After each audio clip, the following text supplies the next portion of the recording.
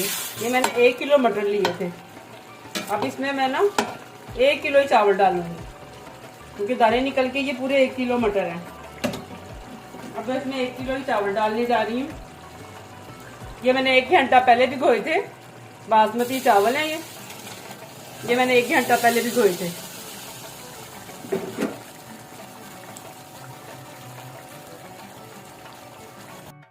ये पानी डालने जा रही हूँ, बस चावलों से थोड़े से ऊपर रखने हैं हमने पानी, ज़्यादा पानी नहीं डालना क्योंकि हमारे चावल भिगे हुए हैं पहले। बस में थोड़ा सा पानी, बस थोड़ा सा चावलों से ऊपर पानी डाला है बस इसमें चावल, क्योंकि हमारे भिगे हुए हैं और ये जल्दी बन जाएंगे।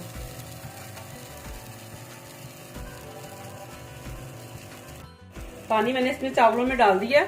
अब ये चावल गलते हैं तो फिर मैं आपको दिखाती हूँ। ये चावल थोड़ी देर 15 मिनट में ही चावल गल जाएंगे।